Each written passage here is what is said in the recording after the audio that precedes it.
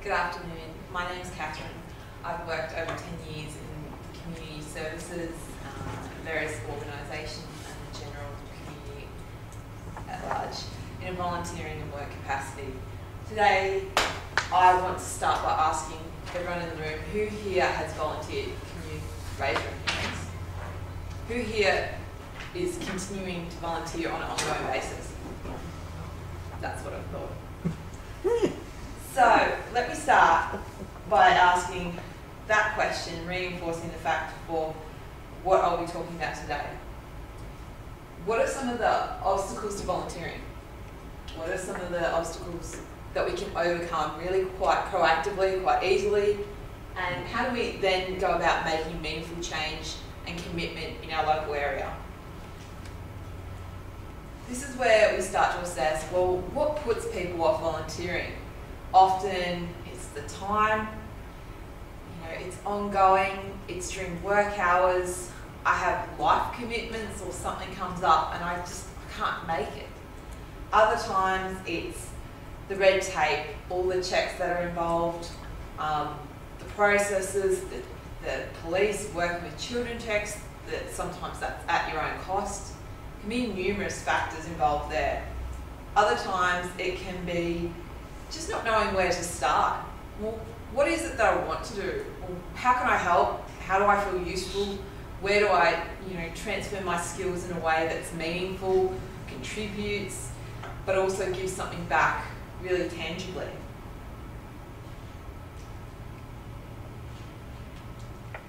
So, part of this, these factors were really started to be identified by a few people, and they started having discussions and saying, well, how is it that we can overcome these? That's when community mates were created. It was just a simple idea from people who were sick of trying to get involved and felt as though there were a lot of red tapes or blocks or things happening that really put them off volunteering or getting locally involved. So community mates were formed. They wanted something that was easy, that you could turn up with a group of friends and have a good time. And that usually was one-off. So I could commit a couple of hours on a Saturday, but didn't feel like it was taking over my life, or if I had to go away for the next weekend afterwards, didn't matter. Still given something to a local organisation or community, and that's what really counted. So, community mates, about them. Well, they are currently in 21 chapters across 8 countries. Now this only started in August of 2012. Just kind of got really big. I think people get what it's about and go, yes, that's something I want to be involved with. I want to do something, I want it to be fun, I want it to be local, I want to get involved. And from this, there's been over 526 hours in just over a year, donated by individuals with their friends coming together and having a good time. Which is pretty incredible.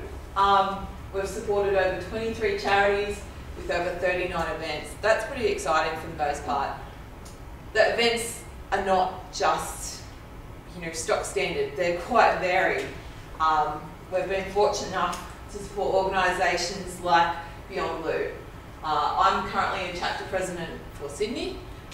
We have chapter presidents, as you've seen, across 21 different places, locally and abroad. So if you know someone who's interested, get them to come along. Get them to have fun. Get them to bring a couple of friends. And it's really quite simple. This was my friend, Dave. He's really enjoying himself. You can see in that. His housemate, Lucy, right beside him, having a great time. This was actually on the weekend at Allianz Stadium. We went and supported Beyond Blue by handing out wristbands, having a good time. Clearly, Dave's loving life. And volunteering our time for a couple of hours to stand around and engage with people coming in to the A-League, because Sydney FC was supporting Beyond Blue. So being able to be an active partner in just engaging with the wider public, throwing on a t-shirt, catching up with a couple of mates, giving a couple of hours, and for Beyond Blue, it was having a presence and really strong branding for people coming in so they can identify that with Sydney FC's support and what they're doing to break down mental health issues, identifying them and starting these discussions in the wider community. So it's very powerful in this respect. A little bit, along with a lot of fun, and your friends, creates meaningful change. Sounds a bit easy, right? Well, that's the thing it's meant to be. It's quite simply a model for change.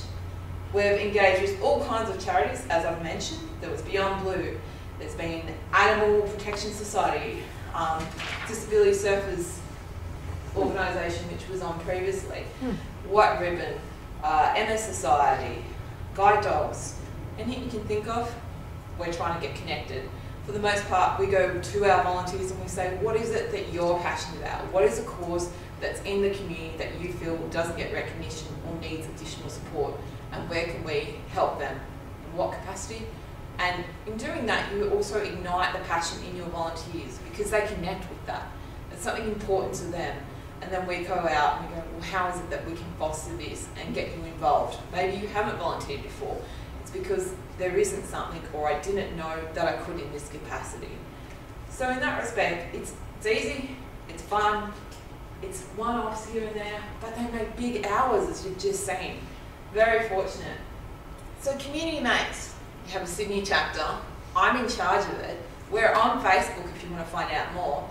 If you have suggestions about who we should be connecting with, you as a volunteer, your friends who want to volunteer, people new to Sydney who want to make new friends and get involved in your local area, or organisations and causes you feel are really quite meaningful and need that connection, come and speak to me afterwards. I'd love to have this discussion and see how we can further grow and develop Community Mates. Thank you. Oh.